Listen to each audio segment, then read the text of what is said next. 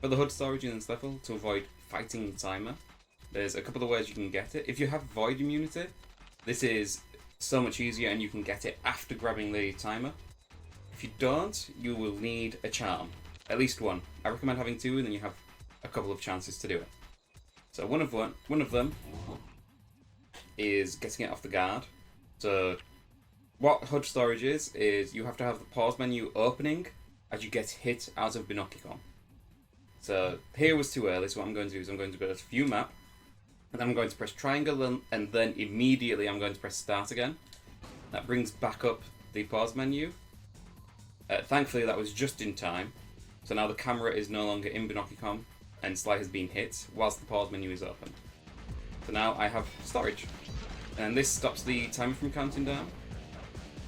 The other way to do it, at the start anyways, is if you come to this second crack from the left, just angle it around like this and then just run off. That gets you void of storage.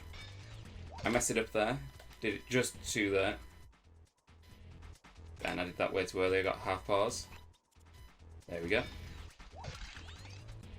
And that's HUD storage for this level. You can also do it later on once you are up on, oops, let me get the right save state. On this roof here. If you run off, I think it's the third one. And then pause as you hit that plane. That gives you HUD storage. And that one is the easiest to do. But you can't do that in the MTS unless you have void safety, because you would be coming up here without a charm. So to get the date skip jump, it's really hard to see, but I'm going to be running into this antenna with the default camera, just holding up on the D-pad. So we get the default camera there, just in between the antenna and the wall. And I'm going to watch this. I can't really show. So there's 4 offshoots on the antenna. I'm going to watch this second one on the left, and I'm going to watch the end part there. Once the tip of that touches this, I'm going to stop holding up, and I'm going to jump immediately. So let me just wait for it to come around. And that gives you the launch. After that, you need to hold right. If you don't get enough height, you can do a re-jump off of this to be able to show you. So that was too early. If it's too early, you hit into the top of the, into the underside of the antenna. There you go. So that was a re-jump. I didn't wait long enough though. Let me also do it without Binokicon.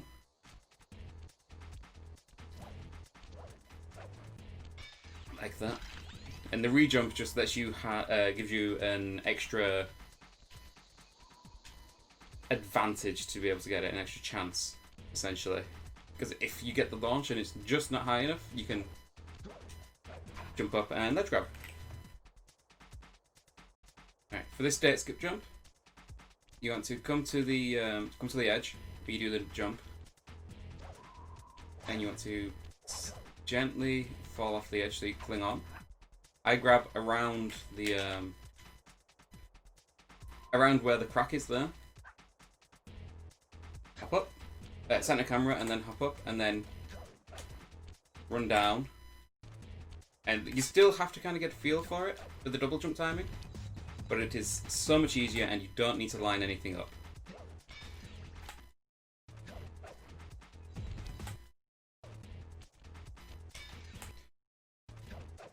I basically look for when Sly has finished turning around, and then that's my first jump.